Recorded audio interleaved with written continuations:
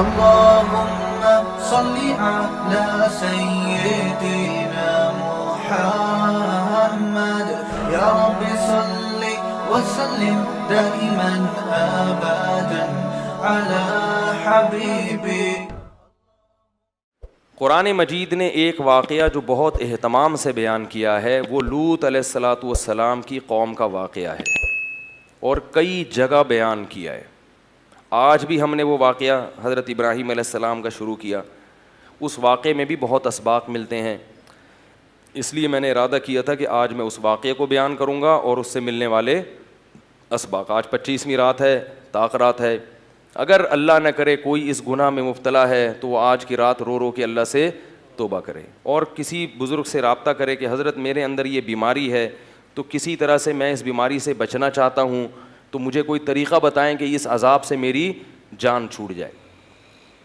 قرآن نے اس واقعے کی ابتدا یہاں سے کی ہے, هل اتاک حدیث ضیف ابراہیم المکرمین.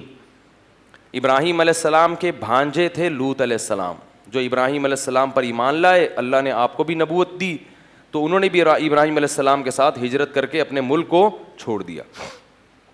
اللہ نے لوط علیہ السلام کو ایک قوم کی طرف بھیجا.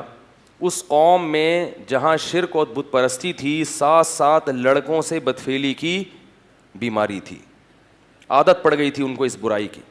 لوط علیہ السلام کی قوم سے پہلے صدیوں تک اس کائنات میں یہ جرم نہیں ہوا. لوگ جانتے ہی نہیں تھے کہ یہ بھی کوئی برائی ہے, کیونکہ یہ انسان کی فطرت اس کو مانتی نہیں ہے. انسان کو اس طرف اللہ نے رغبت رکھی نہیں ہے. یہ جب تک کوئی باقاعدہ عادت نہ ڈالے بری, پڑتی نہیں ہے. یہ خود سے پڑنے والی عادت نہیں ہے.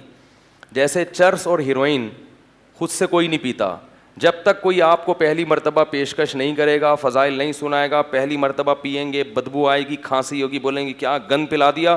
لیکن آہستہ آہستہ اس گند سے طبیعت کیا ہوتی ہے, مانوس. شراب بھی ایسے ہی ہے, بدبودار چیز ہے, شرابی کے منہ سے بدبو آتی ہے. لیکن انسان یہ سوچ کے بتکلف پیتا ہے کہ دیکھیں, کر کے دیکھیں ہوتا کیا ہے. تو یہ جو لڑکوں سے بدفعلی کا مرض ہے, اللہ نے مرد کی رغبت مرد کی طرف رکھی نہیں. عورت کی طرف رغبت وہ نیچر ہے, وہ فطرت ہے, وہ نیچر ہے, وہ ختم نہیں ہو سکتی. اور وہ ختم ہوگی تو یہ غلط ہے. تو اللہ نے پیدا کی ہے نا, وہ تو نیچر کا حصہ ہے. مرد کی طرف, لڑکے کی طرف رغبت ہونا یہ نیچر کا حصہ نہیں ہے, یہ بیماری ہے. یہ بیماری ہے, یہ گندگی ہے. اور یہ بیماری پیدا کیوں ہوتی ہے, وہی وجہ جو میں بتاتا رہتا ہوں. شادیوں کا رواج نہیں ہے, بالغ ہو جاتے ہیں, جب خواہش حلال طریقے سے پوری نہیں ہوتی تو کہاں منہ مارتے ہیں. جیسے ایک آدمی کو حلال روٹی نہیں ملے گی کھانے کے لیے تو کچرے میں سے جو ملے گا اٹھا کے کھا لے گا. تو یہی حال ہوتا ہے کہ گند میں منہ مارتا ہے اور پھر اس گندگی کی عادت پڑ جاتی ہے. بعض لوگ ایسے ہوتے ہیں جن کو بلوغت کے وقت ہی عادت ہوتی ہے اس کی, تو وہ لوگ ہوتے ہیں جنہوں نے دوسرے نے ان کو خراب کیا ہوتا ہے. کسی دوسرے نے, جس کی عادت خراب ہو چکی ہوتی ہے, اس نے خراب کیا ہوتا ہے اس کو. تو ہے یہی کہ جب آپ فطرت سے دور ہٹو گے, نکاح سے دور بھاگو گے, تو گندگی میں اللہ تعالیٰ شیطان کو آپ پہ مسلط کر دے گا اور وہ شیطان آپ کو گندگی میں, بولو بھائی, ڈال دے گا. تو قرآن مجید میں آتا ہے کہ لوط علیہ الصلاۃ والسلام نے اپنی قوم کو سمجھایا, ہؤلائی بناتی, میری قوم کی بیٹیاں ہیں, ان سے شادی کرو. قوم نہیں ماننے والی تھی. تو اللہ نے اس قوم کو جب تباہ کرنے کا ارادہ کیا تو حضرت ابراہیم علیہ الصلاۃ والسلام کے پاس فرشتے آئے انسانی شکل میں. ابراہیم علیہ السلام کے بارے میں قرآن کہتا ہے کہ جیسے ہی فرشتے آئے ہیں نا, فما لبثا, ابھی ٹھہرے ہی نہیں, ان جاء بعجل سمین, بعجل حنیز, کہیں سمین ہے کہیں حنیز, موٹا بچڑا بھنا ہوا سامنے لا کے رکھ دیا. اب دیکھو میں نے بتایا تھا نا, قرآن کسی بھی واقعے کے کسی بھی پہلو کو بیان کرتا ہے تو بلا وجہ بیان, بھائی اللہ بتا دیتے فرشتے آئے ابراہیم علیہ السلام کے پاس, ان کو بیٹے کی بشارت دی, کافی تھا. جہاں بھی قرآن میں یہ تذکرہ آیا ہے, قرآن نے بچھڑے کا ذکر لازمی کیا اور یہ بھی ذکر کیا کہ جلدی سے لائے. فراغ الی اہلہ, گھر والوں پہ ٹوٹ پڑے کہ فوراً لو, فوراً لے کر آؤ, کھانا لے کر آؤ, مہمان آئے ہیں. اور ایک جگہ آتا ہے فلبثا, فما لبثا, بھی ٹھہرے ہی نہیں تھے کہ بھنا ہوا بچڑا حاضر. یہ کیوں بتا رہے قرآن؟ ابراہیم علیہ السلام کی سخاوت بیان کرنے کے لیے کہ سخی آدمی, کھلانے پلانے والا, مہمان سے نام پتہ ایڈریس خیریت بعد میں پوچھتا ہے, پہلے اس کے اکرام کا انتظام بولو بھائی پہلے کر. بھائی آئے ہو, اجنبی ہو, دوسرے ملک کے لگ رہے ہو, اس محلے کے تو ہو نہیں, یقیناً سفر کر کے آئے ہو, تھکے ہوگے, بیٹھو پہلے کھانا کھاؤ, اس کے بعد بات ہوگی کہ کہاں سے آئے اور کدھر جانا ہے. اب یہاں سے مسئلہ کیا ہو گیا خراب, سمجھ میں آنا کیا ہو گیا ختم. بولے یہ کیا ہے مہمان بچڑا بات ہے یہ. تو آج کل جو مہمان آتے ہیں نا صبح شام, جو بلا وجہ گھنٹی پہ ہاتھ رکھ کے کھڑے ہوئے ہوتے ہیں, تو ان کو اگر آپ چائے بھی نہ پلائیں تو کوئی حرج نہیں ہے, کیونکہ وہ آتے ہی آپ کا ٹائم ضائع کرنے کے لیے اور چائے پینے کے لیے. ابراہیم علیہ السلام کو پتہ تھا کہ یہ ٹائم ضائع کرنے کے لیے نہیں آئے, کوئی لوگ ہیں مسافر لگ رہے ہیں, یہاں کے تو ہیں نہیں. تو خیر اگر مہمان آپ سمجھتے ہیں کہ وہ تھکا ہوا ہے یا اس کو بھوک کا ٹائم ہے, کھانے کا ٹائم ہے, ٹائم ویسٹ کرنے نہیں آیا, خون پینے نہیں آیا, تو اس کے اکرام کا تقاضا کیا ہے کہ سب سے پہلے اس کو بولو بھائی کھانا. خود غریب تھے لیکن کھانا بھی کیسا, بھنا ہوا بچڑا. کیا بار بار بکرا نہیں, ارے آپ مرغی سمجھ رہے ہو یار, بچڑا. سبحان اللہ. تو گائے کا بچہ ہوتا ہے نا, اس کو بچڑا بولتے ہیں, چھوٹا سا بچڑا پورا صحیح سالم تندور میں پکا کے سامنے. دمبے تو ہم نے بھنے ہوئے کھائے ہیں, بچڑا آج تک نہیں دیکھا. تو وہ سامنے رکھ دیا. فلما رأى أيديهم لا تصل إليهم.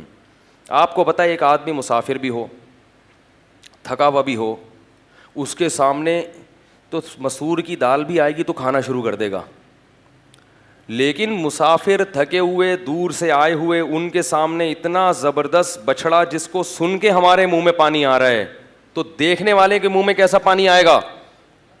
لیکن ابراہیم علیہ السلام دیکھتے ہیں کہ یہ ان کا تو ہاتھ اس کے قریب جا ہی نہیں رہا, کیونکہ اگر آپ کا بالفرض پیٹ بھرا ہوا بھی ہوتا ہے تو ایسی چیز میں دو نوالے تو انسان کھا ہی لیتا ہے. یار اتنی محنت سے اتنی زبردست چیز بنائی ہے, دو نوالوں میں تو کچھ نہیں جا رہا, چکھنے میں تو کچھ نہیں جا رہا. لیکن قرآن کہتا ہے کہ ہاتھ بڑھائے بھی نہیں انہوں نے کہ چلو چیک کیا ہوتا, نہیں گلا نہیں ہے صحیح, مرچیں زیادہ ہیں ہم نہیں کھا رہے بھائی, یا ہمارا تو پیٹ بھرا ہوا ہے ڈاکٹر نے منع کیا, نہ کچھ نہیں. ہاتھ ادھر ذرا سے بھی حرکت, کیونکہ وہ فرشتے تھے نا, ان کے لیے یہ پتھر تھا, پتھر لا کے رکھ دو کسی پہ کیا رغبت ہوگی. لا تصلوا الیہم, دیکھا ہاتھ بڑھ نہیں رہے ہیں تو نکرہم اوجس منہم خیفہ, وحشت ہونے لگی ابراہیم علیہ السلام کو اور ڈر لگنے لگا. کیوں؟ اس میں بھی سبق ملتا ہے. اس لیے کہ عزت دار لوگ جب کسی کے گھر جا کے کھا لیتے ہیں تو اس سے دشمنی بولو بھائی نہیں رکھتے. دشمنی رکھنے والا وہی ہوتا ہے کہ جب وہ دشمنی ہے تو پھر آپ کا احسان بولو بھائی نہیں لیتا. ان کو ڈر یہ ہوا کہ کچھ بھی نہیں کھا رہے ہیں تو کہیں نقصان پہنچانے تو نہیں آئے. یعنی یہ تو پھر مسئلہ کیا ہے خراب ہے. ہمارے گھر کی چائے بھی نہیں پی رہا کوئی آدمی, ہمارے گھر کا کھانا بھی نہیں کھا رہا, دیکھ بھی نہیں رہا, تو یہ کس کی علامت ہے؟ دشمنی کی. اس سے ابراہیم علیہ السلام کے دل میں کیا پیدا ہوا بولو بھائی؟ خوف, ڈر گئے یہ کیا ہو رہا ہے. اس سے یہ بھی پتہ چلتا ہے کہ پیغمبروں کے دل میں بھی خوف پیدا ہوتا ہے مخلوق سے. لوگ کہتے ہیں میں اللہ کے علاوہ کسی نہیں ڈرتا, کتا چھوڑ دو اس کے پیچھے ہیں, اتنا تیز بھاگے گا نا یہ کتا پیچھے اور یہ آگے. تو اسباب جو ہے نا, جو دنیا میں نقصان پہنچانے والی چیزیں ہیں, اس سے ڈرنا یہ انسان کے سلیم الطبع ہونے کی علامت ہے. ہر ایک کو ڈر لگتا ہے, کوئی بھی آئے گا نقصان پہنچانے کی نیت سے تو ہر ایک کو خوف, جیسے موسیٰ علیہ السلام کا تھا نا, سانپ بن گئی تو خوف زدہ ہو گئے, تو ایسے ابراہیم علیہ السلام کیا ہو گئے خوف زدہ, کوئی نقصان نہ پہنچائیں. تو یہ سب چیزیں نیچرل ہیں, ان کا تقوی سے اور دین سے کوئی تعلق نہیں. ہمارے ایک دفعہ امام صاحب اللہ ان کی مغفرت فرمائے کہیں جا رہے تھے تو شب برات کا کہیں پٹاخہ پھٹا, وہ بیچارے اچھل گئے ڈر سے. لوگوں نے کہا دیکھو مولوی صاحب کیا ہے پٹاخے سے ڈر رہے ہیں. تو میں نے کہا مولوی صاحب ہیں بھائی, وہ انسان ہے, وہ تو کوئی بھی ہوتا تو ڈرتا ہے بھائی. نہیں کس کو نہیں جوڑا پھر وہ تو خوف زدہ ہوئے. جب فرشتوں نے دیکھا کہ یہ خوف زدہ ہو رہے ہیں تو فرشتوں نے بتایا لا تخف, ڈریں مت, انا مبشرو کا بغلام علیم، ہم اللہ کے بھیجے ہوئے فرشتے ہیں، انسان نہیں ہیں. ہمارے سامنے اس میں تکہ مسالہ لگا دو، بریانی مسالہ لگا دو، ہمارے لیے کیا یہ پتھر ہے، کوئی فرق ہی نہیں ہمارے لیے. ہم تو فرشتے ہیں جو انسانی شکل میں آئے ہیں. اس سے یہ بھی پتہ چلتا ہے کہ انبیاء عالم الغیب نہیں ہوتے، ان کو نہیں پتہ چلا. ہم فرشتے اللہ نے ہمیں بھیجا ہے. تو بتایا کہ ہم آپ کو خوشخبری دینے کے لیے آئے ہیں بغلام علیم، ایک علم والا بیٹا، یعنی اسحاق علیہ السلام بیٹا پیدا ہوگا علیم، علم والا. جب حضرت اسماعیل کی بشارت ملی تو کہا کہ حلیم، بردبار پیدا ہوگا. اسحاق علیہ السلام کی بشارت ملی تو کہا علیم، علم والا پیدا ہوگا. اس سے پتہ چلتا ہے کہ اسحاق علیہ السلام کی جو اولاد ہے بنی اسرائیل، اس میں علم، بولو بھائی، زیادہ ہے. دنیا کا علم، یہ جو قرآن میں جو ہے نا علم کا اطلاق دنیاوی علوم پر بھی کیا گیا ہے. جیسے آتا ہے نا یوسف علیہ السلام نے کہا انی حفیظ علیم، میں علم والا ہوں، تو وہاں علم سے مراد کیا ہے؟ اکنامکس کا علم، معیشت کا علم. تو علم والا بیٹا پیدا ہوگا. تو اس لیے بعض علماء کہتے ہیں کہ بنی اسرائیل میں علم زیادہ چلا ہے، اور اسماعیل علیہ السلام کی جو اولاد ہے صحابہ کرام اور روحانی اولاد میں ہم ہیں، ان کے پاس حلم زیادہ ہے. حلم کہتے ہیں بردباری، برداشت. اسماعیل علیہ السلام کی بردباری کیا تھی؟ ذبح ہونے کے لیے لٹایا، لیٹ گئے. کیا مطلب؟ اس امت میں قربانی کا جذبہ زیادہ ہے. افلاطونیاں، بقراتیاں یہودیوں کے پاس زیادہ ہیں. قربانی کا جذبہ کس کے پاس زیادہ ہے؟ اس امت کے پاس. یہ امت آج تک بچی ہوئی ہے قربانی کے جذبے سے. سمجھ رہے ہو؟ اس امت نے اللہ کے لیے قربانیاں، آج بھی دیکھ لو رمضان میں اتنی گرمیوں کے روزے میں جو امت روزے رکھ رہی ہے، یہودی رکھتے ہیں، عیسائی رکھتے ہیں، اتنی لمبی لمبی تراویح کی نمازیں، کتنی لمبی لمبی نمازیں. اور پھر میدان جہاد میں جو قربانیاں یہ امت دیتی ہے وہ بھی کسی اور کے حصے میں نہیں آتی. آج بھی دنیا میں دیکھ لو، اسرائیل میں دیکھ لو، فلسطینی کیسی قربانیاں دے رہے ہیں. کس قدر عرصہ ہو گیا ہتھیار ڈالنے کے لیے تیار نہیں ہے، لڑتے. اتنی قربانی دنیا کی کوئی قوم نہیں دے سکتی بھائی، ہر جگہ آپ دیکھ لو. تو یہ جو قوم ہے نا، اللہ نے بشارت دے دی کہ اے ابراہیم حلم بھی ہوگا تیری اولاد میں اور علم بھی. تو علم والا جو سلسلہ تھا وہ نبوت اللہ نے ختم کر دی حضرت عیسیٰ پہ. اب حلم والا جو سلسلہ ہے جو نبی کے ذریعے آیا ہے وہ سلسلہ قیامت تک جاری رہے گا. اس کا یہ مطلب نہیں کہ علم حاصل نہ کریں، علم کی اپنی اہمیت ہے. میں تو ایک ہائی لائٹ کر رہا ہوں جو الگ الگ صفات کو اللہ نے ہائی لائٹ. یہودیوں میں قربانی کا جذبہ نہیں ہے. صحابہ نے قربانیاں دی نبی کے لیے، بنی اسرائیل نے قربانیاں، بولو بھائی، نہیں دی. آج جو ہم نے جو سورہ فتح پڑھی ہے اس میں اللہ نے صحابہ کرام کی صفات بیان کی ہیں. ہم جو پڑھتے آ رہے ہیں اتنا عرصہ سے، بنی اسرائیل کی کیسی نالائقیاں، موسیٰ علیہ السلام کے ساتھ یہ کیا، بنی اسرائیل نے یہ کیا. لیکن جہاں قرآن میں صحابہ کا تذکرہ آتا ہے تو اللہ نے ان کی نالائقیوں کو بیان نہیں کیا. فرمایا محمد الرسول اللہ والذین آمنوا معہ اشداء علی الکفار، محمد کے ساتھ جو لوگ ہیں صلی اللہ علیہ وسلم کفار پہ، اسلام دشمنوں پہ سخت ہیں. رحماء بینہم، اس میں سارے صحابہ داخل ہیں، حضرت معاویہ بھی اس میں داخل ہیں. جو شخص یوٹیوب پہ بیٹھ کے حضرت معاویہ کے خلاف کلپ بازی کرتا ہے وہ قرآن مجید کی ان آیات کا منکر ہے. ممکن ہے وہ یہ کہہ سکے کہ یہ پہلے نازل ہوئی ہیں، بالفرض حضرت معاویہ بعد میں.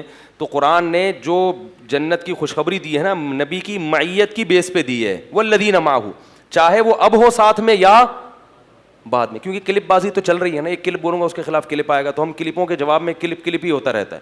اب میں سوچ رہا ہوں وہ کلپ جو ہوتے ہیں نا اخبار میں لگانے والے، بہت سارے کلپ کے ڈبے لا کے یہاں رکھ لوں بھائی، جس کو کلپ چاہیے یہاں سے اٹھا کے لے جائے. ایسے ایسے بیہودہ کلپ میرے بیانات کے آ رہے ہیں، اس پہ فحش تصاویر لگی ہوئی ہیں اور پتہ نہیں کیسے کیسے نام رکھے ہوئے ہیں لوگوں کے. ابھی اس کلپ کو بھی ہم نے، میری تیسری شادی کیسے ہوئی، اس پہ کلپ ہے. اور میں نے جب عنوان دیکھا میں حیران، میں نے کہا یہ کیا یار، یہ تو مجھے بھی نہیں پتا میری کیسے ہوئی. جب میں نے پڑھا تو بالکل ویسے ہی ہوئی تھی جیسے اس میں بیان تھا. تو اس پہ کلپ بنانے کی تو نجی بات ہے یار، ایک آدمی بیٹھ کے بات کر لیتا ہے، اس پہ کلپ بنا کے پوری دنیا میں پھیلانے کی کیا ضرورت تھی. خیر اس پہ اللہ کی شکر ہے پازیٹیو کمنٹ زیادہ آئے ہیں، لیکن اللہ کا واسطہ وہ میں نے کلپ نہیں بنایا بھائی، نہ میرے چینل سے وہ کلپ گیا ہے. بس لوگ کوئی بھی چیز اس پہ بھی کلپ آ گیا ہے. میں نے اس دن مذاق میں ایک بات کہہ دی تھی کہ قاری خلیل الرحمان صاحب جو اہل حدیث عالم تھے, ہم نے ان کی حمایت کی, وہ اگلے دن بہن بھائیوں کی طرح مل رہے ہیں جا کے, یار ہیں وہ عامر لیاقت صاحب سے گلے مل رہے ہیں یار. تو یہ ایک ایسی غیر سنجیدہ گفتگو تھی, اس پہ بھی کلپ آ گیا ہے. تو انہوں نے اگر ملاقات کی ہے عامر لیاقت صاحب سے تو اس میں دو رائے ہو سکتی ہیں. بعض علماء کہتے ہیں بہت اچھا کیا کہ لڑکے کرنا کیا ہے بھائی, ایک چینل ملا ہوا ہے ان کو اپنی بات نشر کرنے کے لیے, تو اگر ان کو موقع مل رہا ہے اور وہ کہتے ہیں کہ وہ معافی بھی مانگ لی ہے تو اچھی بات ہے. اگر معافی مانگ کے دوبارہ آپس میں جوڑ توڑ ہو گیا ہے تو صحیح ہے نا. جوڑ توڑ سنگے مڑوڑ سینی ہتھوڑے کشمش پکوڑے, پشتوں میں یہ ایسے ہی تھوڑی مشہور ہے. تو لیکن وہ ایسی بات تھی مذاق کی.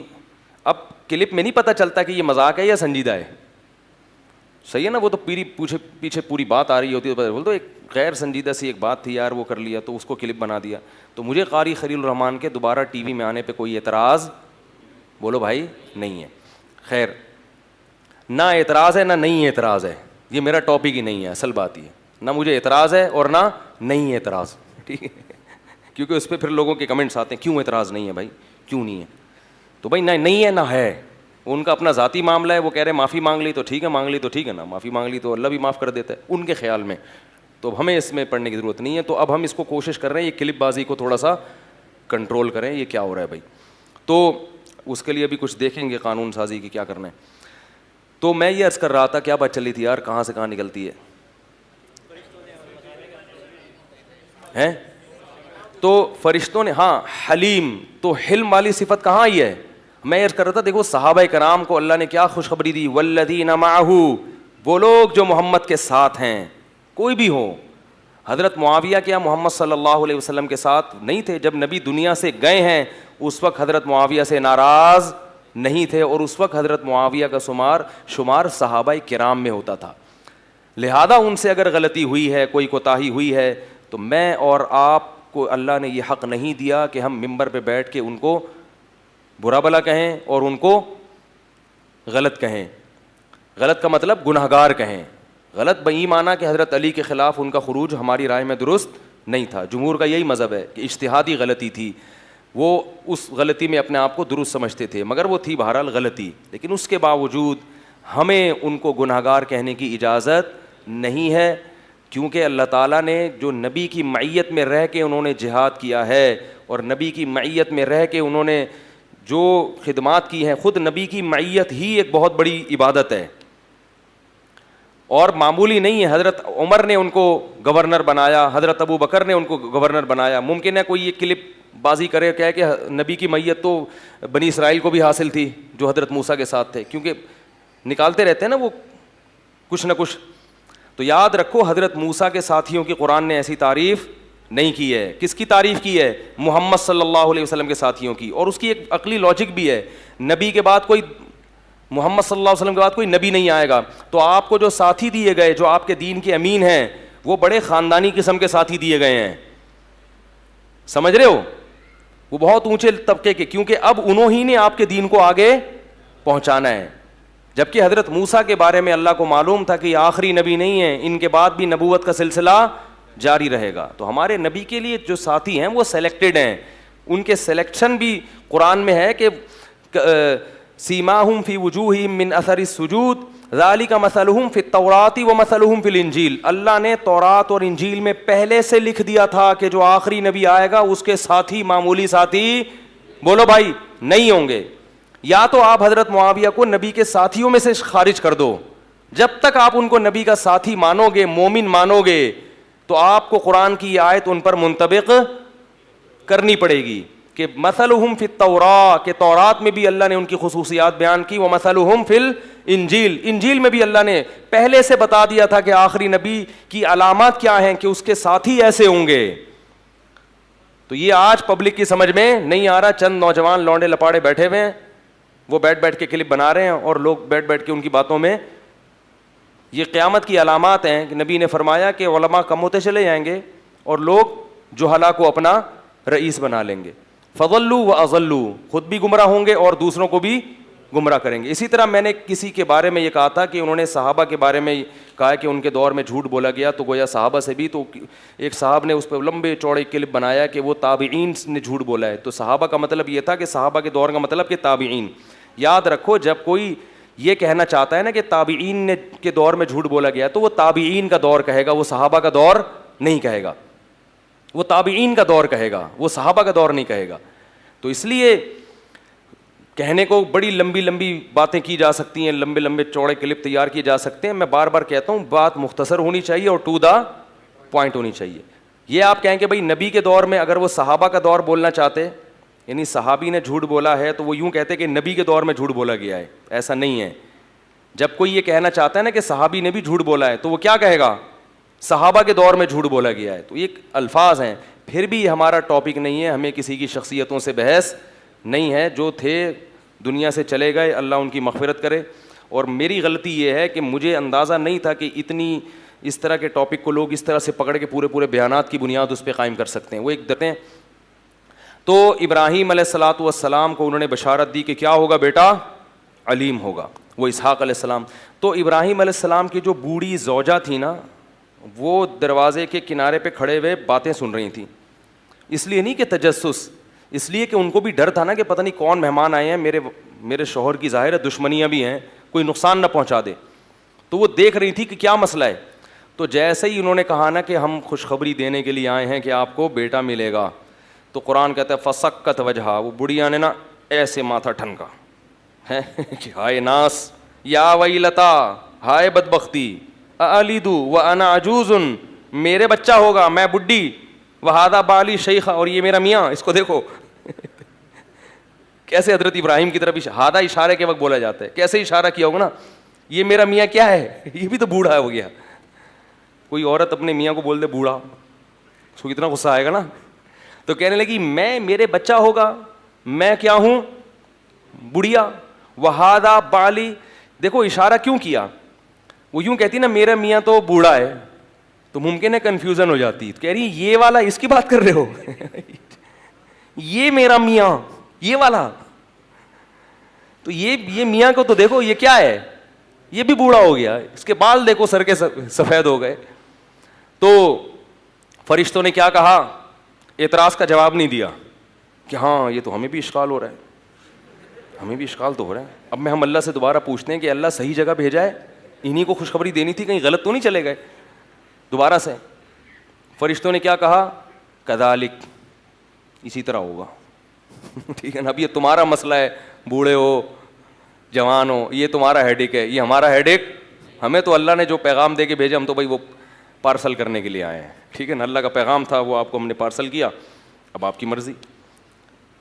ہاں اتنی تسلی ضرور دی, عطا جبین من امر اللہ رحمۃ اللہ وبرکاتہ علیکم اہل البیت, اے اہل بیت, اللہ کی تم پر جو خصوصی رحمتیں ہیں, تمہیں شرک کے ماحول میں اللہ نے توحید کی توفیق دے دی, اس پہ تمہیں تعجب نہیں ہوا ہے بھائی. آگ میں جلنے سے اللہ نے بچا لیا. ان بڑھیا سے کہتے ہیں حضرت ابراہیم کی زوجہ سے کہ تمہارے میاں کو پبلک نے ڈال دیا تھا آگ میں, اللہ نے بچا لیا, اس پہ تعجب نہیں ہوا. تو یہ تو اللہ کی اتنی بڑی بڑی رحمتیں ہیں, تو ایک اور رحمت صحیح, اس میں تعجب کی بات کیسی. تو پھر ابراہیم علیہ السلام نے پوچھا کہ اور تمہارا بنیادی مقصد کیا ہے. تو انہوں نے بتایا کہ ہم آئے ہیں قوم لوط کو تباہ کرنے کے لیے, ہم آئے ہیں قوم لوط کو, اصل مشن ہمارا یہ ہے. قرآن کہتا ہے ابراہیم علیہ السلام کو قوم لوط پہ ترس آیا. کیوں, ان ابراہیم لأواہ حلیم, بڑے بردبار اور نرم خو تھے ابراہیم, اللہ کی طرف رجوع کرنے والے. تو اب قرآن کی تعبیر دیکھیں, ابراہیم علیہ السلام نے فرشتوں سے کہا کہ اس میں تو لوط علیہ السلام بھی ہیں. مقصد یہ تھا کہ فرشتے کسی طرح یہ ارادہ ترک کر کے چلے جائیں. تو انسان کہتا ہے نا بھائی اس میں تو وہ بھی ہیں, ایمان والے بھی, تو سب ہلاک ہو جائیں گے. مقصد کیا تھا کہ وہ اپنا ارادہ بدل دیں. تو قرآن کے الفاظ دیکھیں, یجادلنا فی قوم لوط, ابراہیم ہم سے قوم لوط کے بارے میں جھگڑنے لگے, لڑائی کرنے لگے, جھگڑنے لگے. حالانکہ پیغمبر کبھی اللہ سے جھگڑتے, یعنی کیا مطلب, ایسی لجاجت کرنے لگے جیسے ہم کسی دیکھتے ہیں نا کوئی بھکاری آ کے ہم سے کوئی چیز مانگتا ہے تو ایسے لجاجت سے پیچھے پڑتا ہے, ہم کہتے ہیں بھائی تو لڑ کیوں رہا ہے, کہتے ہیں نا. تو بعض دفعہ بہت زیادہ عاجزی، انکساری اور کسی کے پیچھے پڑنے کو بھی مجادلہ سے، بحث مباحثے سے تعبیر کیا جاتا ہے، حالانکہ وہ بحث نہیں ہوتی. تو یہ قرآن کی بلاغت ہے کہ ایسے اللہ سے مانگ رہے تھے کہ گویا اللہ سے کیا کر رہے ہوں، بحث کر رہے ہوں. تو اللہ نے فرمایا یا ابراہیم اعرض عن ھذا، اس بحث کو کیا کر، چھوڑ دے، اس بحث کو چھوڑ دے. انہ قد جاء امر ربک، تیرے رب کا فیصلہ ہو چکا ہے، یہ فیصلہ ٹلنے والا نہیں ہے. نحن اعلم بمن فیھا، ہمیں پہلے سے معلوم ہے کہ اس قوم میں کون ہے اور کون نہیں ہے، کس کو بچانا ہے، کس کو ہلاک کرنا ہے، یہ ہم پہلے سے جانتے ہیں. حالانکہ وہ ابراہیم علیہ السلام کو بھی پتا تھا، اللہ جانتے ہیں، لیکن ابراہیم علیہ السلام چاہتے کیا تھے کہ یہ عذاب ٹل جائے. تو پھر وہ فرشتے لوط علیہ السلام کے پاس گئے، وہاں بھی ایسے ہی خوبصورت نوجوان لڑکوں کی شکل میں. جب لوط علیہ السلام کے پاس فرشتے آئے ہیں تو لوط علیہ السلام نے دیکھتے ہی کہہ دیا، وہ سمجھے کہ یہ انسان ہے، خوبصورت لڑکے ہیں. کہنے لگے ھذا یوم عصیب، آج کا دن بہت برا دن ہے، بڑا سخت دن ہے. لوگ تو مہمان کے آنے سے خوش ہوتے ہیں نا، خاص طور پیغمبر، لیکن قوم کیسی بدفعلی کی عادی تھی کہ کوئی بھی خوبصورت نوجوان لڑکا جاتا اس علاقے میں، لوگ اس سے بدکاری کی کوشش. یہ جس کو یہ گندی بیماری لگ جائے نا، اسے کوئی بھی نوجوان نظر آئے وہ اس پر گندی نگاہیں ضرور ڈالتا ہے. یہی گند اس عمل کے گندے ہونے کے لیے کافی ہے. یوں لوط علیہ السلام کہنے لگے آج کا دن مجھ پہ بہت بھاری ہے. لوط علیہ السلام کی جو بیوی تھی وہ کافر تھی. اس نے لوگوں کو جا کے پیسوں کی لالچ میں کہ مجھے کمیشن ملے گا، پیسے ملیں گے، لوگوں کو جا کے بتا دیا، مخبری کر دی کہ میرے گھر میں کچھ خوبصورت نوجوان لڑکے آئے ہوئے ہیں. قرآن کہتا ہے وجاء اہل المدینۃ یستبشرون، شہر والے خوشیاں مناتے ہوئے آئے. لوط علیہ پیغمبر جو ہے نا مہمانوں کے معاملے میں بہت غیرت مند ہوتے ہیں. ہر غیرت مند آدمی مہمان کی بے عزتی برداشت نہیں کرتا. میں نے سنا کہ وزیرستان میں ایسا ہوتا ہے، ایک ہمارے شاگرد تھے وزیرستان کے، وہ بتا رہے کہ ہمارے ہاں اگر کوئی قاتل ہو نا، جس کو ہم تلاش کر رہے ہوں، پکڑائی میں آئے تو ماریں گے، اگر وہ بھاگ کے ہمارے گھر میں آ کے پناہ لے لے نا، تو جب تک ہمارے گیٹ کے اندر ہوگا ہم اس کو نہیں مارتے ہیں بھائی، کیونکہ اس نے کیا کیا ہوا ہے، بنا لی. باہر نکلے گا گولی مار دیں گے. ہمارے گیٹ کے اندر ہے تو ابھی یہ بڑی غیرت کی بات ہے کہ بھائی جب ہماری چھاؤں میں آیا ہے تو پھر ہم اپنے گھر میں، یعنی کوئی معصوم الدم، کوئی ایسا نہیں ہوتا جس کا خون معصوم ہو جائے، سوری خون معصوم کہہ رہا ہوں، جس کا خون حلال ہو جائے، ایسا ہمارے گھر میں نہیں ہوتا. تو لوط علیہ الصلوۃ والسلام، ظاہر ہے پیغمبر سے زیادہ کون غیرت مند ہوتا ہے، ان کو یہ تھا کہ میری عزت ہے، یہ مہمان کس کی عزت ہیں، میری عزت ہے. تو جب ان کو پتہ ہی نہیں تھا کہ یہ فرشتے ہیں اور یہ سب چیزیں پہلے سے جانتے ہیں، وہ تو سمجھ رہے ہیں ان نون پرسن ہے، مسافر جیسے کسی کے گھر میں رات کو پناہ لے لیتا ہے، تو یہ بھی آ گئے. تو شہر والوں جب جمع ہو گئے نا، ان کے گھر کے باہر گھیراؤ کر لیا. کیسے بدبخت لوگ تھے آپ دیکھو. جب گھیراؤ کیا تو لوط علیہ الصلوۃ والسلام نے ان سے کہا کہ ہؤلاء ضیفی فلا تفضحون، یہ میرے مہمان ہیں، ان کو ذلیل، مجھے ذلیل مت کرو، کیونکہ ان کی ذلت کس کی ذلت ہے. دیکھو اس سے یہ بھی پتہ چلتا ہے مہمان کی عزت، مہمان کا، بولو بھائی، اکرام. غیرت مند لوگ کرتے ہیں مہمان کا اکرام، کہ اس کی بے عزتی کر دینا گھر سے باہر لے جا کے، جب تک ہمارے گھر میں ہے بے عزتی پر کیا ہے، پابندی ہے. تو فلا تفضحون، مجھے ذلیل مت کرو. تو وہ کیا کہتے ہیں قوم جواب میں، اولم ننہک عن العالمین، ہم نے کہا نہیں تھا کہ آپ اپنے گھر میں کسی کو گھسنے مت دو. آپ کو جب ہماری عادت کا پتہ ہے تو آپ کو ان کو گھر میں داخل ہی نہیں کرنا چاہیے تھا. لوط علیہ السلام نے کہا ہؤلاء بناتی، یہ میری قوم کی بیٹیاں ہیں، ان سے نکاح کر کے اپنی خواہش کو پورا کرو. تو قوم جواب میں کیا کہتی ہے، ما لنا فی بناتک من حق، ہمیں عورت میں کوئی رغبت. یہ بھی اس گناہ کی سزا ہے کہ جس کو اللہ نے پیدا کیا اس میں رغبت، بولو بھائی، ختم ہو جاتی ہے. یہ بھی ایک عذاب ہے. تو لوط علیہ السلام اب کیا کہہ رہے ہیں، لو ان لی بکم قوتا او آوی الی رکن شدید، کاش میرے بازوؤں میں قوت ہوتی تم سے مقابلہ کرتا میں، یا میرا کوئی قبیلہ ہوتا جس کو بلاتا اور میری مدد کرتا، کیونکہ کمزور قبیلہ تھا لوط علیہ السلام کا. کاش کوئی قبیلہ ہوتا جو اس موقع پر میری اس سے پتہ چلتا ہے کہ انسان اپنے جیسوں انسانوں سے مدد مانگنا یہ توکل کے خلاف بولو بھائی نہیں ہے. اللہ کو بھی یاد کیا اور ساتھ ساتھ قبیلے کو بھی کہ وہ ہوتے تو شاید میری مدد کرتے, کوئی بھی نہیں ہے تو میں کیا کر سکتا ہوں.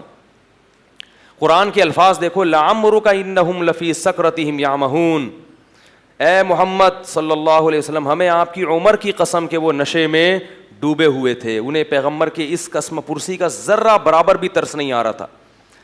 جب اتنی قسم پرسی دیکھی نا فرشتوں نے, لوط پہلے نہیں بتایا, اللہ بھی تو آزماتے ہیں نا اپنے بندوں کو, جب یہ قسم پرسی دیکھی ہے تو فرشتوں نے کہہ دیا یا لوط انا رسول ربک, اے لوط ہم انسان نہیں ہیں, ہم رب کے فرشتے ہیں. لن یصلوا الیک, پہلا تو تسلی کا جملہ یہ کہ یہ ہرگز آپ تک نہیں پہنچ سکتے, ہم تک تو پہنچنا دور کی بات, یہ ادھر آ ہی نہیں سکتے. بہت طاقتور فرشتے ہیں ہم, بہت طاقتور, یہ یہاں پہنچ نہیں سکتے. اب کرنا کیا ہے, جو ہم کہہ رہے ہیں وہ کرنا ہے آپ نے. فَأَسْرِ بِأَهْلِكَ, آپ کے اہل میں جتنے لوگ ہیں رشتہ دار یا جو بھی ایمان لانے والے لوگ ہیں ان کو لے کے راتوں رات یہاں سے چپکے سے نکل جائیں. بڑا آسان ہو رہا ہے لڑکیوں سے دوستی لگانا, زنا کرنا, ہوٹلوں میں لے جانا, بڑا آسان ہو رہا ہے. یہ آسان اس لیے نہیں ہو رہا کہ اللہ آپ سے خوش ہے, بلکہ اللہ پکڑنے کا ارادہ رکھتا ہے. جیسے لوط علیہ السلام کی قوم پہلے بدکاری کرتی تھی, مشکلات ہوتی تھیں ان کو, اب کیا ہوا کہ ان کے لیے بدکاری کو آسان کر دیا. خوبصورت لڑکے آ گئے, وہ خوش ہو رہے, اب تو بڑا آسان ہے. تو وہ آسان نہیں تھا, اب ان کے لیے عذاب کی بولو بھائی تیاری. تو گناہ کا آسان ہونا یہ اللہ کی رحمت نہیں ہے, اور یہ اس کی علامت نہیں ہے کہ آپ کے اللہ تعالیٰ چاہ رہے ہیں کہ آپ مزے اڑائیں, بلکہ یہ اس کی علامت ہے کہ آپ دل بھر کے اڑا لو تاکہ اللہ عذاب سخت سے سخت عذاب میں پھر آپ کو پکڑے. تو اس لیے اللہ سے یہی دعا کیا کرو کہ اللہ ہمیں گناہ کا موقع نہ دے, ہمیں موقع ہی نہ دے گناہ کا, اور ایسی جگہوں پہ بھی نہ جاؤ جہاں آپ کے گناہ کا دل میں خیالات پیدا ہوں. ایک آدمی نے فلم دیکھنے سے توبہ کی, سینما گھر میں عادت تھی, وہ مجھے کہہ رہا ہے کہ میں جب بھی وہاں سے گزرتا ہوں میرا دل چاہتا ہے گھس جاؤں سینما میں. میں نے کہا جب تم نے توبہ کر لی ہے تو اس گلی سے گزرتے کیوں, اس ایریے سے گزرتے کیوں, راستہ بدل کے کیوں نہیں چلے جاتے؟ گزر بھی وہیں سے رہے ہیں تو ظاہر ہے پھر تو شیطان خواہش پیدا کرے گا. چرس چھوڑ دی, ہیروئن چھوڑ دی, بیٹھ انہیں دوستوں میں رہیں جو چرسی ہیں, پھر خیال پیدا ہوگا. زنا سے توبہ کر لی لیکن لڑکیوں کے نمبر ڈیلیٹ نہیں کیے, گپیں اسی طرح لگ رہی ہیں, فلمیں اسی طرح بیہودہ دیکھی جا رہی ہیں, پھر گناہ کے خیالات پیدا ہوں گے. تو توبہ یہ ہوتی ہے کہ آپ ان تمام متعلقات کو ختم کر دیں.